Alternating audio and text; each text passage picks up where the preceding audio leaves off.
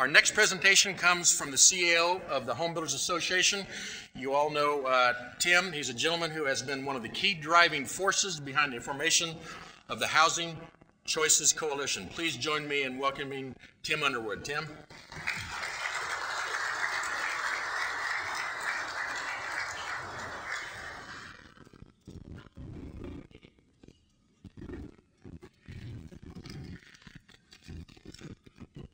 Before I get started, I would like to make a couple of acknowledgments. We did talk about the fact that we have a real diversity of folks out in the audience.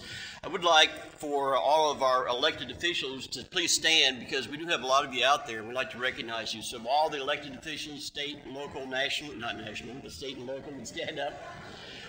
Thank you.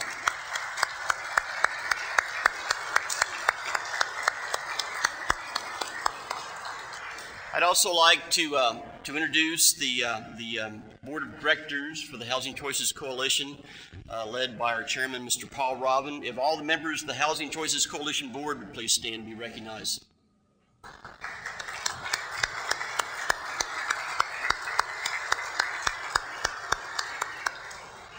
Of course, I would be remiss if I didn't talk about and recognize the leadership of the Home Builders Association of Greater Kansas City, led by Mike Brown, our president this year, and George Sluter, who is our vice president. If you please stand. And any of the board of directors from the HBA, if you're in the audience, if you don't stand, please also. Thank you.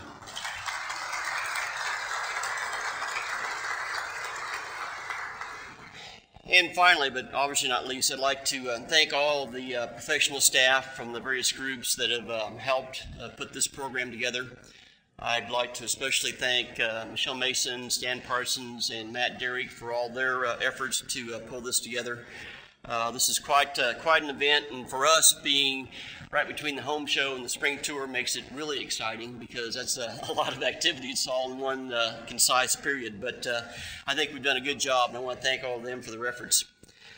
Okay, I'm going to talk just briefly about some things that we've talked about in the past, but also they're compelling issues and they're compelling facts that we kind of base everything going forward that we're doing. So let's kind of go through some of these. First of all, the big thing is family formation, household formation. As you can see, 24% of all the families in the Kansas City metropolitan area now are what we consider our traditional families, two parents and children. That's down from 39% in 1970. It continues to decline. Age distribution is a big thing. Obviously, as we see the aging of Kansas City from 1970 to 2000, where we had the three distinct groups now: the baby boomers, the Generation X, which is a big fallback from the baby boomers, and the emerging Generation Y coming through. I mean, that's a huge effect on the housing market. By 2030, obviously, we have so many different segments that we're going to have to provide housing for that it's going to be a challenge, and it's something, though, we need to be working on now.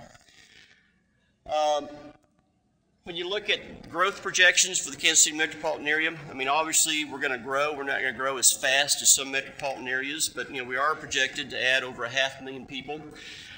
This is Mark's projections as to where that's going to occur, but the big thing more than anything else is that we've been adding more on average than what we show here. So we could actually add more folks by the time we hit 2030.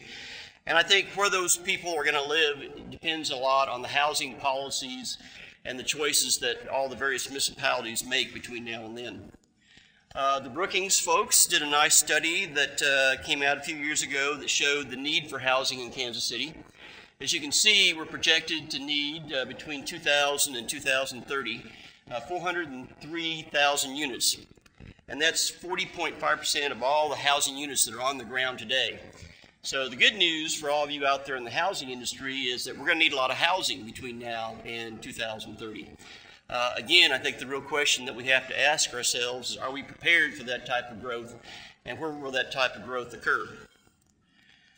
When we look at the growth patterns of the Kansas City metropolitan area, and here we can see 1970 to the 2000, we're projecting that between 2000 and 2030, based on the types of growth projections and patterns that we've seen, that we're going to need 396 square miles of ground that's going to have to be developed for all types of development.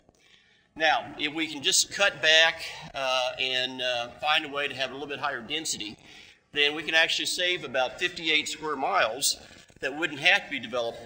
And think of that 58 square miles as the size of the city of Olathe today, for instance. I mean, we could actually save that much ground if we can just increase density a little bit.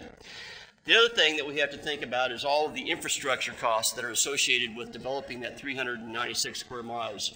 That's a lot of money, and that's a lot of resources that are going to have to be spent that we might be able to cut back on that if we can look for ways to grow a little bit differently. When we look at housing costs, obviously one of the big things is that 75% of the market in Kansas City today lives in housing valued under $150,000. Although I went back and looked at that number, and that was 2000 figures, so that's probably pushed ahead a little bit from there. But still, the majority of the market is right there in the middle. And we do need to provide housing for all types of income structures and all types of family structures. But we need to remember that the majority of the market is in the middle, and that's where the biggest needs are. When you look at new home prices, on the other hand, you can see that new home prices have continued to climb here in the metropolitan area. They've climbed to the point in Johnson County now that Johnson County has lost about 30% of its market share since 1999. And there are a lot of reasons for that, but one of the biggest things is that at the price of housing out there, we have outgrown the demand for housing in the higher price point. One of the biggest things that affect us right now is the gap between income and housing values. And this is one of the biggest concerns that we have, quite frankly, is that as you can see between 1990 and 2005, the median household income increased pretty good between 1990 and 2000, but has remained relatively flat since then, where home values have continued to climb. And that gap, as you can see, it widens, is a real concern. And that's one of the challenges that we're going to have to face in trying to provide housing going on into the future. One of the other issues that affect us here in Kansas City is housing and transportation costs. As you can see, Kansas City has 23% of median family income that goes to housing, but 33% goes for transportation. Transportation issues are huge here in this metropolitan area. The old adage of you drive till you qualify doesn't work at $3 a gallon prices. And so all of a sudden, we have a lot of cities that have experienced a lot of good growth out on the edge of the metropolitan area. They're beginning to wonder what their paradigm is as gasoline prices continue to climb. And that's one of the issues I think we're going to have to look at. We've had relatively stable mortgage rates, but we have had increasing mortgage rates, as you can see by this chart. You can also see the average sales prices increase, and you can see what that does to the monthly payment. I mean, the one thing that's interesting about the times that we've gone through is that we have had historically low interest rates. I was the proud owner of a 18% mortgage in 1983, 84, something like that. And when I see interest rates here at this level, I mean, that's really great. But quite frankly, we hadn't had these low interest rates over the last 5 to 8 years. We would have had serious housing issues because of the affordability factor.